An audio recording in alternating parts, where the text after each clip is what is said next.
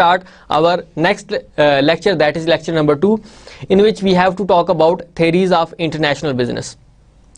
आप international business करने के लिए जा रहे हैं, आप मल्टीनेशनल बनने के लिए जा रहे हैं, तो आपको कहीं ना कहीं से अपॉर्चुनिटीज नजर आती हैं, तो फिर आप मूव करते हैं. when your market is saturated, आपकी मार्केट इतनी ज़्यादा अब मुश्किल हो चुकी है, इतनी ज़्यादा कंपनीज आ चुकी है, इतना ज़्यादा कंपटीशन हो चुका है, तो फिर आपके जो ओनर्स हैं वो कहते हैं कि अब हमें इतनी ज़्यादा स्ट्रगल करनी पड़ेगी प्रॉफिट अर्न करने के लिए. Why shouldn't we move to the other countries, कि जहाँ पे हमें कुछ बेहतर अपॉर्चुनिटी नज़र आए, प्रॉफिट मार्जिन नज़र आए. तो फिर ये आपका इंटरनेशनल बिजनेस एमर्ज होता है. मल्टीनेशनल आपकी जो कॉरपोरेशंस हैं वो आपकी मल्टीनेशनल कॉरपोरेशंस बनती हैं, क्योंकि वो नेशंस के अंदर जाके काम कर रही होती हैं. इसमें आपकी बेसिकली 3 थेरीज हैं जो आपको बताती हैं कि ये बिजनेस इंटरनेशनल कैसे बन रहा है. एक कंपनी होम कंट्री से होस्ट कंट्री की तरफ क्यों जा रही है. One is theory of comparative advantage, कि उनको कंपैरेटिव एडवांटेज नजर आ रहा होता है. एक वो कंपैरेटिव एडवांटेज क्या हो सकता है कि आपके पास वहां पर अभी वो प्रोडक्ट नहीं पहुंची, तो उसके बायर्स भी ज्यादा हो सकते हैं, नंबर 1. नंबर 2, ये भी तो पॉसिबिलिटी हो सकती है कि वहां पे एक्सपेंसेस आपके कम हो, वहां पे आपको रॉ मटेरियल कम मिले. कंपैरिजन कर रहे हैं आप कि आपका रॉ मटेरियल का कंपैरिजन एक कंट्री का दूसरे कंट्री के साथ, प्रोडक्ट का कंपैरिजन कि वहां पे वो प्रोडक्ट है या नहीं है, again you are making a comparison. वहां पे लेबर एक्सपेंसिव है या चीप लेबर है, you are making a comparison. So ये चीजें आपको बताती हैं कि now we should move to another country, के जहां पे स्टिल अभी तक ये अपॉर्चुनिटीज मौजूद हैं अपने बिजनेस को एक्सपेंड करने के लिए. तो फिर कंपनी डिसाइड करती हैं कि हम वहां पर चले जाएं. देन इम्परफेक्ट मार्केट्स, आपकी मार्केट परफेक्ट नहीं होती. परफेक्ट मार्केट में आपको बहुत ज़्यादा कंपटीशन मिलेगा, हर बंदा नॉलेजेबल है, उसको प्रोडक्ट्स के बारे में पता है, वो कंपैरिजन कर सकता है कि ये प्रोडक्ट बेहतर है या वो बेहतर है. आप इवन के अपना मोबाइल परचेज करने के लिए जाते हैं तो अब आपके पास इंटरनेट की फैसिलिटी में आप कंपैरिजन कर सकते हैं कि मैं इस कंपनी का मोबाइल परचेज करूं या दूसरी कंपनी का मोबाइल परचेज करूं. आप यहाँ पे कंपैरिजन कर सकते हैं. ये जब आपके पास बहुत ज़्यादा नॉलेज होता है, तो आपका इसका मतलब ये है कि वो मार्केट, वहाँ पर कंपटीशन बहुत ज़्यादा हो चुका है, वो मार्केट बहुत ज़्यादा परफेक्ट हो चुकी है. इम्परफेक्ट मार्केट आपको ये बताती है कि यहाँ पर वो प्रोडक्ट है, यहाँ पर वो प्रोडक्ट नहीं है, आपके पास स्टिल अपॉर्चुनिटी है, वहाँ का बेनिफिट आप जाके ले सकते हैं. वहाँ पे हर चीज़ आपकी बहुत ज़्यादा कंपेटिटिव है, तो वहाँ पे आपके लिए रूम मौजूद नहीं है, तो आप वहाँ पे नहीं जाएंगे. देन प्रोडक्ट साइकिल थ्योरी, कि एक प्रोडक्ट आपकी मूव करती है, उसके बाद एक और आ जाती है, उसके बाद एक और आ जाती है, एक और आ जाती है, तो उसका लाइफ टाइम कितना सारा प्रोडक्ट का एग्जिस्ट रहने का. आपको देखते होंगे कि प्रोडक्ट शुरू में जब आती है तो that is very expensive, after few months एक और नई प्रोडक्ट आ जाती है, तो पुरानी प्रोडक्ट वो उससे बहुत ज़्यादा सस्ती हो जाती है. तो कितना एक लाइफ टाइम है उस प्रोडक्ट का. So these are basically the 3 theories which explain that you should go for international business or not. ये चीजें जहां पे एग्जिस्ट करेंगी तो फिर आप इंटरनेशनल बिजनेस की तरफ मूव करते हैं. So let me give you a brief detail about these theories. Theory of comparative advantage. Now look at on this slide, when you see that when a country specializes in some products, it may not produce the other products. यानी एक तरह की तो products बहुत अच्छे तरीके से बना रहा है कंट्री, लेकिन वो दूसरी तरह से दूसरी टाइप्स की प्रोडक्ट्स बड़ा परफेक्टली नहीं बना पाता. आप देखें कि अमेरिका को कहा जाता है कि this is a very technological country, बड़ी एडवांस टेक्नोलॉजी उसके पास है, लेकिन वहाँ पर जापानीज प्रोडक्ट्स भी हैं, वहाँ पे यूके की प्रोडक्ट्स भी हैं, वहाँ पे जर्मन प्रोडक्ट्स भी हैं. Then it means that no country is perfect. वो एक चीज में तो स्पेशलाइज कर सकता है, लेकिन दूसरी चीज में हो सकता है स्पेशलाइज ना कर सकता. तो वो कहते हैं कि फिर जिसमें हम फोकस कर रहे हैं ना उसी को करें, जिसमें स्पेशलाइज नहीं कर सकते तो हम बिला वजह उसमें प्रोडक्ट बनाकर अपनी वेस्ट ना करें. So trade between countries is essential. अब जैसे अमेरिका या यूरोप है, उसके पास बड़ी स्ट्रांग टेक्नोलॉजी है। अमेरिकन टेक्नोलॉजी को भी कहा जाता है कि that is very strong, European technology को भी कहा जाता है कि दैट इज़ वेरी स्ट्रांग। तो वो स्पेशलाइज तो इस चीज़ में करते हैं, लेकिन चाइनीज़ चीप लेबर मार्केट, अब वहाँ पर लेबर बहुत ज़्यादा अमेरिका के अंदर एक्सपेंसिव है। आपकी जो वहाँ की जो लेबर के राइट्स हैं वो बहुत ज़्यादा एक्सपेंसिव है, कंपनी को बहुत एक्सपेंसिव पड़ते हैं वो वाले। आपने मिनिमम इतनी सैलरी रखनी है, इतने आवर्स होने चाहिए, अगर किसी की इंजरी हो जाती है तो फिर आपने ये फुलफिल करना है इंजरी को, आपने उनको मेडिकली भी फिट रखना है, मेडिकल कोई प्रॉब्लम होता है तो that is the responsibility of the company. मतलब these are the basic issues that make the country different from the others. So ये थ्योरी आपको अब यहाँ पे कंपैरिजन हो रहा है कि एक स्पेशलाइज किस में कर रहा है, टेक्नोलॉजी में, दूसरा स्पेशलाइज किस में कर रहा है, लेबर में। सो यहाँ पर कंपैरिजन किया और आपने कहा कि I think we have a technology can be moved in the China, कि वहाँ की हम लेबर से बेनिफिट ले सकें। लेबर तो मूव करके नहीं जाएगी वहाँ पे अमेरिका के अंदर, क्योंकि लेबर जाएगी तो आपको फिर लेबर के रूल्स एंड रेगुलेशंस फॉलो करने पड़ेंगे। But on the other hand technology can be easily shifted, technology is movable. आप प्लांट उठाएंगे और ले जाएंगे चाइना के अंदर। अब लेबर कितनी लेके जा सकते हैं आप, और लेबर तो उनके पास है लेकिन रूल्स एंड रेगुलेशंस चाइना के सॉफ्ट हैं एज कंपेयर टू यूएस। सो जिसकी वजह से आपका इंटरनेशनल बिजनेस होता है कि एक अमेरिकन कंपनी कहती है कि हम अपना बिजनेस ले जाते हैं चाइना के अंदर। सो वो कंपनी अब इंटरनेशनल हो चुकी है, अमेरिका से निकली और चाइना में चली गई। So that is a one theory. Imperfect market क्या कहती है आपको, real world suffer from imperfect market conditions where factors of production are somewhat immovable. अब आपके जो फैक्टर्स ऑफ प्रोडक्शन है वो इमूवेबल हैं, मतलब हम to some extent they are movable but they are not in bulk movable. उन factors को आप मूव नहीं कर सकते। There are cost and often restrictions related to the transfer of labor and other resources used for the production. अब जैसे मैंने बताया लेबर है वो मूव नहीं करेगी, रॉ मटेरियल है एक हद तक मूव किया जा सकता है, सारा तो नहीं मूव किया जा सकता। तो ये ऐसे फैक्टर्स ऑफ प्रोडक्शन है जिनकी इमोबिलिटी ये कहती है कि आप इंटरनेशनल अब हो जाएं, आपकी कॉरपोरेशंस मल्टीनेशनल कॉरपोरेशंस हो जाए, आप वहाँ पे चले जाएं जहाँ पे रॉ मटेरियल भी आपको मिल जाए सस्ता, आपको लेबर भी सस्ती मिल जाए, क्योंकि गवर्नमेंट ने रिस्ट्रिक्शन लगा दिया कि हमारी लेबर नहीं जाएगी, हमारा रॉ मटेरियल नहीं जाएगा। There may also be restrictions on the transferring funds and other resources among countries. वो कहते हैं कि हम फंड्स भी ट्रांसफर नहीं करेंगे, उनके ऊपर फिर वो बड़े हैवी किस्म के टैक्सेस लगा देते हैं। सो दैट बिकम्स एसेंशियल कि एक कंपनी मल्टीनेशनल बनेंगे, अपनी टेक्नोलॉजी शिफ्ट करे और वहाँ के रॉ मटेरियल वहाँ की लेबर से बेनिफिट ले। Imperfect market provides an incentive for firms to seek out foreign opportunities. ये जो इम्परफेक्ट मार्केट्स होती हैं ये आपको अपॉर्चुनिटी प्रोवाइड करती हैं कि अब आप जाकर दूसरे कंट्री में मूव करें, वहाँ के जो बेनिफिट्स हैं वहाँ से इस्तेफादा हासिल करें। अब रॉ मटेरियल चीप है तो आपकी प्रोडक्ट भी लेस एक्सपेंसिव बनेगी, उसकी कॉस्ट कम पड़ेगी आपको, तो आप उसको हाई प्राइस पे सेल कर सकते हैं, दरमियान का वो आपका प्रॉफिट मार्जिन होगा।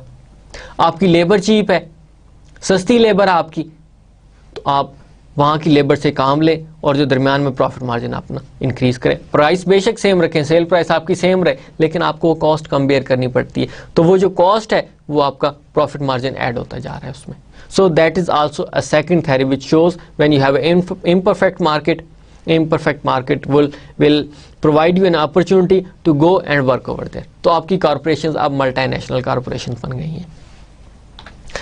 तीसरी आपकी प्रोडक्ट साइकिल थ्योरी है। प्रोडक्ट साइकिल थ्योरी आपको क्या कहती है कि firms become established in the home market as a result of some perceived advantage over the existing competitors.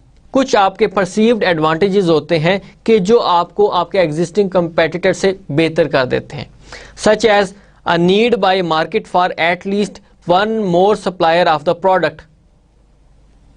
अब उससे क्या हुआ, एक वो जो मोनोपोली होती है वो मोनोपोली खत्म हो जाती है। उससे एक कंट्री के अंदर एक ही कंपनी काम कर रही थी, तो अब वहां पर जरूरत यह है कि एक और कंपनी आए ताकि उसकी मुनाफली खत्म करे, लोगों का भी बेनिफिट हो और दूसरे कंपनी के लिए भी अपॉर्चुनिटी बन गई है कि वो भी वहां पे अपनी एक एग्जिस्टेंस शो कर दे।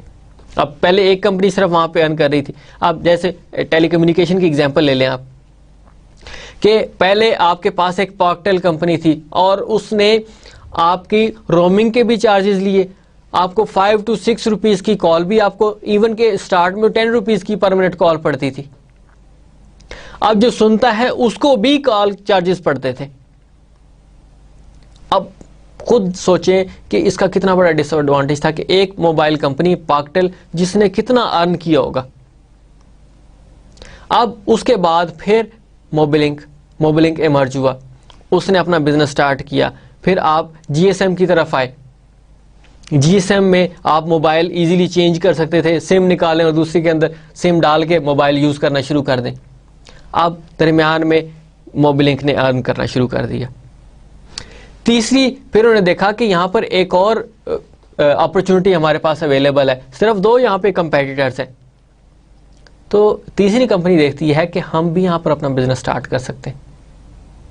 उसके बाद फिर आपके पास वारिद टेलीकॉम आया है, उसके बाद यूफोन, देन पॉकटेल ने अपने जीएसएम में ट्रांसफर की सर्विस, फिर वो उससे जोंग में हुआ। तो इट मींस कि इन प्रोडक्ट्स की ने आपको एक अपॉर्चुनिटी प्रोवाइड किया कि आप भी जाके वहां पे बिजनेस करें। सो firms will export the products and ultimately produce the products in the foreign markets to reduce its cost, जैसे ट्रांसपोर्टेशन कॉस्ट है, लेबर कॉस्ट है। अब यहाँ पर अगर फिजिकल प्रोडक्ट्स की बात करें, पहले मैंने सर्विसेज की बताई थी, अब आप फिजिकल प्रोडक्ट्स में कर सकते हैं। अब यूटिलाइजेशन भी यहीं पे, तो फिर आप अमेरिका में क्यों प्रोडक्ट प्रोड्यूस करें? यूटिलाइजेशन पाकिस्तान के अंदर है तो फिर आप पाकिस्तान के अंदर ही प्रोड्यूस करें।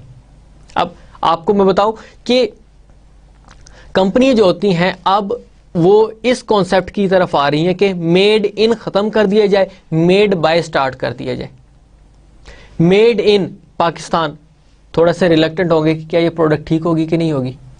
मेड इन चाइना तो वो रिलक्टेंट होंगे कि यार चाइनीज प्रोडक्ट है, मतलब ऐसा ना हो कि कहीं ये प्रोडक्ट ज़्यादा अच्छी ना हो, इसकी क्वालिटी बेहतर ना हो। क्योंकि आपके पास ब्रांड्स का जो फैमिलियरिटी है वो बहुत ज़्यादा है। सोनी कहाँ की कंपनी है? जापान। सैमसंग जापानीज कंपनी है। तो वो ये कह रहे हैं कि मेड बाय सोनी जहां मर्जी बनती रहे, इससे कोई फर्क नहीं पड़ता। मेड बाय सैमसंग जहां मर्जी बनता रहे, पाकिस्तान में बने या चाइना में बने, इससे कोई फर्क नहीं पड़ता। लेकिन बन क्या रहा है आपका? वो जो बना कौन रहा है? सैमसंग कंपनी बना रही है जहां पे मर्जी, क्योंकि लेबर यहां पे यूज हो रहा है, रॉ मटेरियल यहीं का यूज हो रहा है। बना कौन रहा है? सैमसंग बना रहा है, सोनी बना रहा है, नाइकी बना रहा है, जहां पे मर्जी बनता रहे, अब इससे कोई फर्क नहीं पड़ता। तो उन्होंने यहाँ का बेनिफिट लिया कि उनकी ट्रांसपोर्टेशन कॉस्ट खत्म होगी, कि वहाँ से आपने शिपमेंट करवानी है अमेरिका से और यहाँ पे पहुँचेगी, अलग से कॉस्ट बेयर करनी पड़ेगी। वहाँ के फिर लेबर भी हाई है, लेबर कॉस्ट भी हाई है, आपका रॉ मटेरियल भी एक्सपेंसिव है। तो यहाँ पे आपको लेबर भी चीप मिलेगी, रॉ मटेरियल भी चीप मिलेगा, आपको ट्रांसपोर्टेशन कॉस्ट भी बेयर नहीं करनी पड़ेगी और यहीं पर यूटिलाइजेशन है। So that shows a product cycle theory. Product cycle theory में अब एक जो सिस्टम होता है वो कैसे स्टार्ट होता है कि firms creates product to accommodate local demand. अब फॉर एग्जांपल एक अमेरिकन कंपनी है, कंपनी स्टैब्लिश हुई और वहां पर उन्होंने प्रोडक्ट्स बनानी शुरू कर दी और वो अमेरिका के अंदर ही सेल हो रही है products. Then firms export product to accommodate foreign demand. अब वो कहते हैं कि अब यहाँ पर कंपटीशन है, हम बाहर की तरफ निकलते हैं, अपनी प्रोडक्ट्स को बाहर एक्सपोर्ट करते हैं। उन्होंने एक्सपोर्ट भी करना शुरू कर दी। पहले लोकल डिमांड को पूरा किया, then they move to the foreign demand. अब वहां पर एक्सपोर्ट करनी शुरू कर दिए प्रोडक्ट्स। अब प्रोडक्ट प्रोड्यूस कहां पे हो रही है? अमेरिका के अंदर, लेकिन एक्सपोर्ट पाकिस्तान के अंदर भी हो रही है, चाइना के अंदर भी हो रही है, फ्रांस के अंदर भी हो रही है, जापान के अंदर भी हो रही है। देन थर्ड स्टेज क्या करती है कि अब हो सकता है पाकिस्तान की गवर्नमेंट रिस्ट्रिक्शंस लगा दे, कस्टम ड्यूटी बहुत ज़्यादा लगा दें इंपोर्ट के ऊपर, ये भी पॉसिबिलिटी है। दूसरा, डिमांड बहुत ज़्यादा है तो आपको कॉस्ट बहुत ज़्यादा, ट्रांसपोर्टेशन कॉस्ट बहुत ज़्यादा बेयर करनी पड़ रही है। देन वो क्या करेंगे? Firms establish foreign subsidy to establish presence in the foreign country and possibility to reduce cost. अब क्या हुआ, उन्होंने कहा कि जी हम बजाय कि अमेरिका के अंदर प्रोडक्ट प्रोड्यूस करें, हम पाकिस्तान के अंदर ही प्रोडक्ट प्रोड्यूस करते हैं। स्विट्जरलैंड की एग्जांपल लेते हैं, जैसे Nestle is a Swiss based company, तो अब वो पानी वहां से लेके आते जो यहाँ पे नेस्ले का पानी मिलता है, इम्पॉसिबल।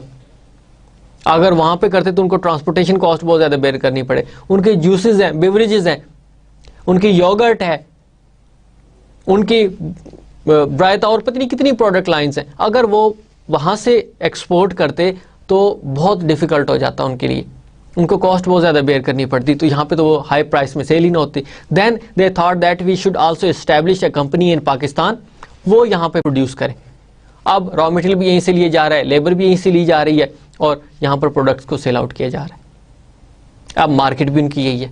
तो उन्होंने फिर ये कहा कि हम बजाय के एक्सपोर्ट करने के पाकिस्तान में, हम यहाँ पर अपनी एक सब्सिडरी कंपनी बना देते हैं, जो ओनरशिप होगी स्विट्जरलैंड की नेस्ले कंपनी की ही, प्रॉफिट नेस्ले कंपनी को ही जाएगा जो स्विस बेस्ड है। फिर क्या हुआ, देन दो पॉसिबिलिटीज फिर उसके बाद बनती हैं। एक पॉसिबिलिटी ये है, firms foreign business declines as its competitive advantage are eliminated. एक तो पॉसिबिलिटी है कि उन्होंने कंपनी तो यहाँ पे बना दी, लेकिन उनकी डिमांड इतनी हाई नहीं थी प्रोडक्ट्स की, तो डिक्लाइन होती होती होती वो जो उनका बिजनेस था वो खत्म हो गया, कंपेटिटर्स भी आ गए। अब देखें जैसे नेस्ले ने पानी स्टार्ट किया था मिनरल वाटर का, उसके बाद फिर और पत्नी कितनी, अब पेप्सी ने भी स्टार्ट कर दिया, कोक ने भी स्टार्ट कर दिया, कर्शी भी स्टार्ट कर रही है अपना, इसके अलावा और पत्नी कितनी कंपनीज हैं जिन्होंने अपना पानी स्टार्ट कर दिया। तो ये पॉसिबिलिटी हो सकती थी कि कंपेटिटर्स आ गए, नेस्ले की प्रोडक्ट्स एक्सपेंसिव थी, तो दूसरी कंपनियों ने आके लो प्राइस पे वो पानी सेल किया, तो अब यहाँ पर जो एक्सपोर्ट करते थे वही काफ़ी था, उससे बड़े हैं, उन्होंने कंपनी स्टैब्लिश किया, तो उनका बिजनेस कम होता गया, एक्सपेंसिव होता जा रहा है। या फिर दूसरी पॉसिबिलिटी ये हो सकती थी कि firms differentiate product from competitors and are expand product lines in the foreign country. वो कहते हैं कि सिर्फ पानी पर रिलाय ना करें, हम बेवरेजेस भी स्टार्ट कर दें, हम इसके अलावा और भी बिजनेस लाइंस शुरू कर दें अपनी। आप देखें कि नेस्ले की कितनी प्रोडक्ट लाइंस मौजूद हैं कि उन्होंने डिफरेंशिएट कर दिया। अब कंपेटिटर्स किस किस चीज़ में उसको कंपीट करेगा, अब कंपीट तो करे, लेकिन अब नेस्ले का एक नाम बन चुका है, पीपल रिलाय कि इसकी जो भी प्रोडक्ट होगी वो बड़ी हाई क्वालिटी प्रोडक्ट्स होंगी। बेशक आपकी पेप्सी भी बना रही है, कोक भी बना रही है पानी, लेकिन एक इमेज बिल्ड हो चुका है कि नेस्ले का पानी सबसे बेहतर होता है, तो आप वही परचेज करें। आप प्राइस भी हाई है लेकिन डिमांड भी हाई है। सो that is a third type of your product cycle theory के, जिसकी वजह से आपकी जो कंपनी है वो मल्टीनेशनल कंपनी बनती है। अब ये सारी बातें क्यों बताई जा रही हैं आपको? मैनेजरियल अकाउंटिंग क्या होती है कि आपने अपने बिजनेस को मैनेज करना है, और that is done through information. आपको किसने कहा कि आप चाइना के अंदर बिजनेस करें जाके?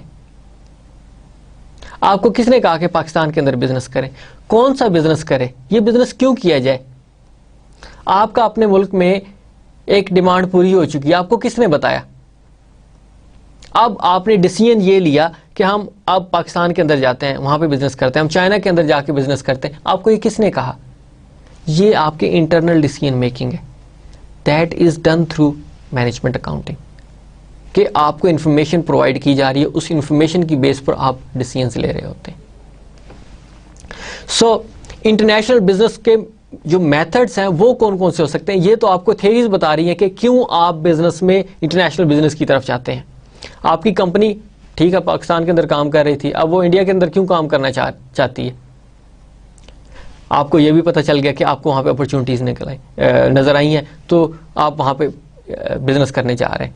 अब उसके डिफरेंट मेथड्स होते हैं कि आप कौन सा मेथड अडॉप्ट करते हैं, कि ये तरीका अडॉप्ट किया जाए बिजनेस करने का, ये मेथड अडॉप्ट किया जाए। बिजनेस तो आपने इंटरनेशनल करना ही करना है, आप इंटरनेशनल बिजनेस करने जा रहे हैं, लेकिन किस वे आउट से वो बिजनेस करेंगे, ये आपके पास मेथड्स होते हैं। एक आपका होता है international trade, everybody knows about it. आपको पता है कि आप इंपोर्ट भी कर रहे होते हैं, एक्सपोर्ट भी कर रहे होते हैं। आपकी इंपोर्ट ज़्यादा है, एक्सपोर्ट कम है, तो आपका जो बैलेंस ऑफ ट्रेड होता है वो डेफिसिट में चला जाता है। इसका अपोजिट क्या होगा कि आपके एक्सपोर्ट हाई है और इंपोर्ट्स कम है, तो आपका फेवरेबल बैलेंस होगा। सो that is one method of your international business कि आप अपने प्रोडक्ट्स को बाहर भेज रहे होते हैं, दूसरे कंट्री के अंदर एक्सपोर्ट कर रहे होते हैं। पाकिस्तान में क्लोथ्स प्रोड्यूस होते हैं और पूरे यूरोप में उनको सेल आउट किया जाता है। आपके मैंगोज, आपके ऑरेंज, ये सारे के सारे पाकिस्तान से एक्सपोर्ट होते हैं, तो ये आपका एक इंटरनेशनल बिजनेस है, ये भी एक मेथड है। सेकंड मेथड आपका लाइसेंसिंग। ये थोड़ा सा समझने वाली बात है कि it obligates a firm to provide its technology, copyrights होते हैं, पेटेंट्स होते हैं, ट्रेडमार्क होते हैं, आर्ट ट्रेड नेम्स होते हैं, इन एक्सचेंज फॉर फीस और सम अदर स्पेसिफाइड बेनिफिट्स। कि आपने लाइसेंस दे दिया, एक कंपनी फॉर एग्जांपल, एक जैसे फॉर एग्जांपल कोई यूके की कंपनी है। अब यूके की कंपनी बजाय एक्सपोर्ट करने के अपनी प्रोडक्ट्स के लाइसेंस दे देती है कि आप हमारे नाम के साथ यहां पर प्रोडक्ट्स पाकिस्तान में बनाएं, उसके अगेंस्ट आपने हमें सिर्फ फीस देना होगी और आप वो प्रोडक्ट्स बनाएं और सेल आउट करें। सो दैट इज लाइसेंसिंग कि आपने टेक्नोलॉजी प्रोवाइड की है, आपने उनको अलाउ किया कि हम आपको मशीनरी भी प्रोवाइड कर रहे हैं, फार्मूलाज भी प्रोवाइड कर रहे हैं कि आप कैसे बनाएंगे। इसकी बहुत अच्छी एग्जांपल्स आपकी फार्मास्यूटिकल कंपनीज होती हैं, जो आपकी इंटरनेशनल फार्मास्यूटिकल कंपनीज हैं, वो आपको मशीनरी भी प्रोवाइड करती हैं, वो आपको वो जो मेडिसिन होती है बनाने का फार्मूला भी प्रोवाइड करती हैं कि आपने इस तरीके से बनानी है। अब आप हमारे नाम के साथ ये प्रोडक्ट्स बनाएं और उनको सेल आउट करें। तो that is a kind of licensing. अब वो जो मेन कंपनी थी उसकी इंटरफेरेंस कहीं पे भी नहीं हो रही, कोई इंटरफेयर नहीं किया जा रहा। सिंपल उन्होंने आपको एक लाइसेंस दे दिया, अब आपकी मर्जी है, जैसे मर्जी काम करें, नाम उनका यूज कर रहे हैं, आप उसको उनके नाम के अगेंस्ट, उनकी टेक्नोलॉजी के अगेंस्ट एक फी पे कर रहे हैं। फी पे करने के बाद अब आप होली सोली ओनर हैं, जो मर्जी करें, जैसे मर्जी अपना बिजनेस रन करें, जितनी मर्जी एडवर्टीजमेंट करें, इससे कोई फर्क नहीं पड़ता।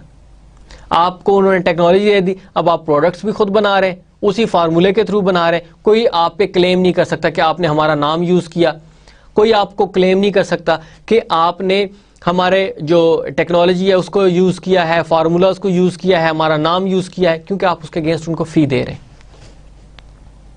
अब पाकिस्तान फॉर एग्जांपल F-16 जो जेट तैयार है वो क्या बना सकता है? नहीं बना सकता, क्योंकि पाकिस्तान के पास उसको बनाने का लाइसेंस नहीं है। अगर उन्होंने F-16 बना लिया तो अमेरिका पाकिस्तान के ऊपर क्लेम कर सकता है कि आपने हमारी टेक्नोलॉजी को चोरी किया, हमारे फार्मूलाज को चोरी किया, हमारे डिज़ाइन को चोरी किया, अब आप नहीं बना सकते। हाँ, पाकिस्तान ने उसको अल्टरनेट क्या किया है, JS-17 थंडर एक जेट प्लेन बना दिया हुआ है, लेकिन वो JS-17 थंडर है, वो F-16 नहीं है, टेक्नोलॉजी भी वो नहीं है, लेकिन उसके वो करीब करीब एक टेक्नोलॉजी जरूर बनती है।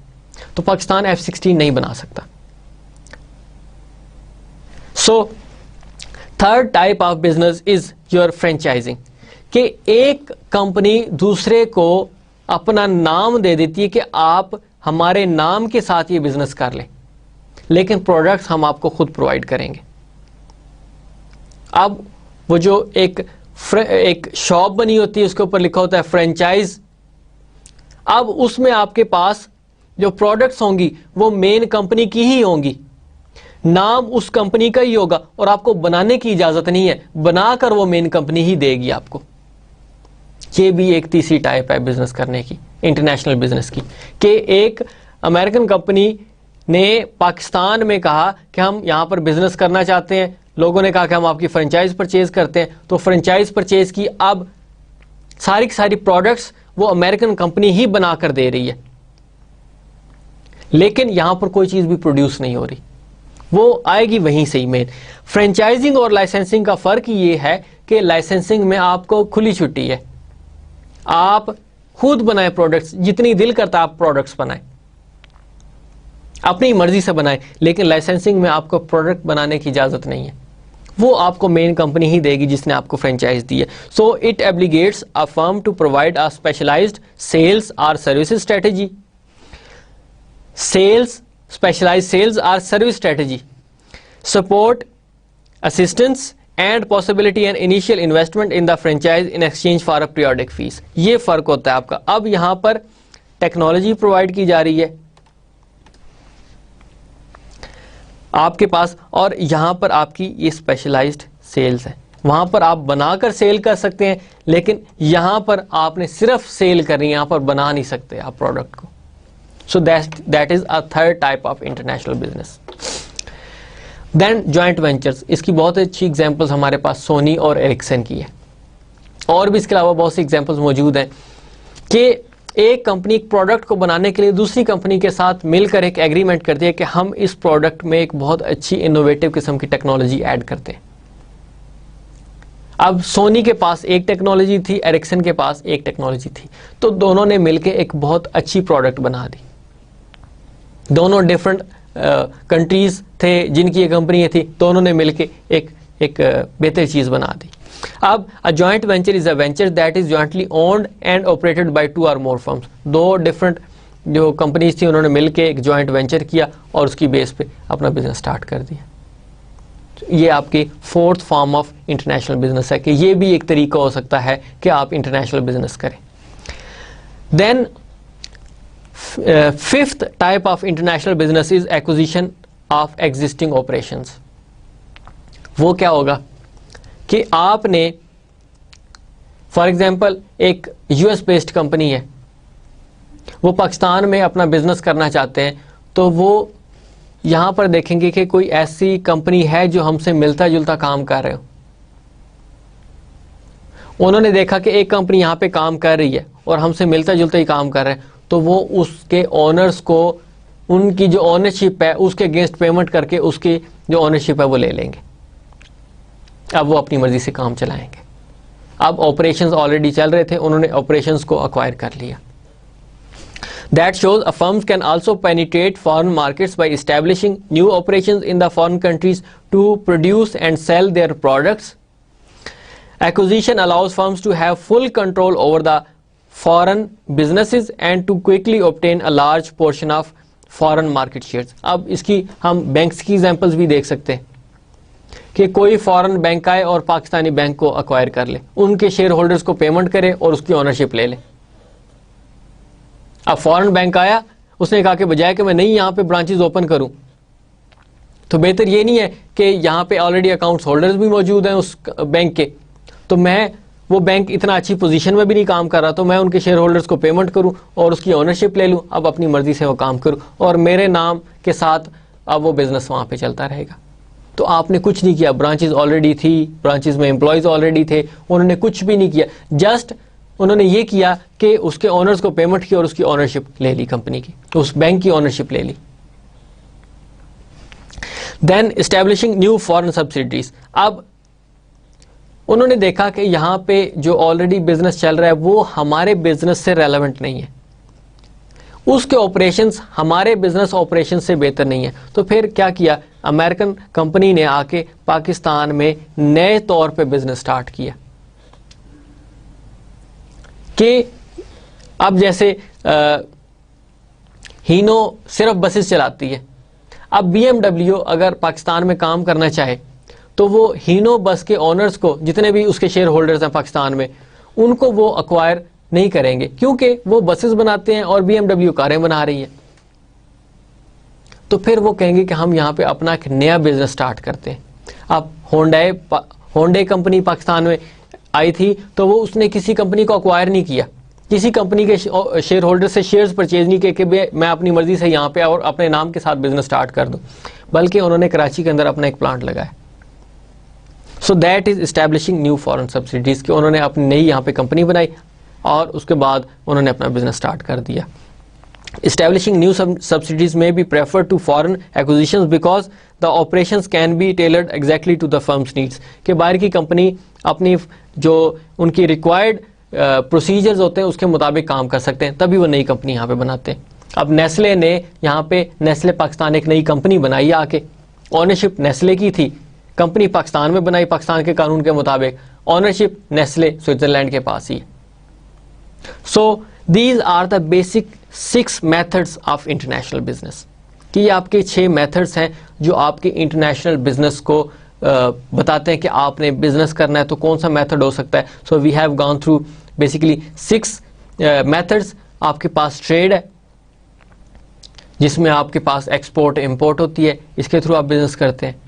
आप लाइसेंसिंग के थ्रू करते हैं, आप फ्रेंचाइजिंग के थ्रू करते हैं, देन आप जॉइंट वेंचर्स के थ्रू करते हैं, एक्विजिशन ऑफ एग्जिस्टिंग ऑपरेशंस के through, and finally establishing new subsidies. आप नए तौर पे ही यहाँ पे बिजनेस स्टार्ट करते हैं, अपना नया प्लांट ही यहाँ पे आके लगा रहे होते हैं, आप अपने नए जो है वो बैंक्स ही ओपन कर, अपनी नई ब्रांचेज ओपन कर रहे होते हैं। So these are basically the 6 methods of international business.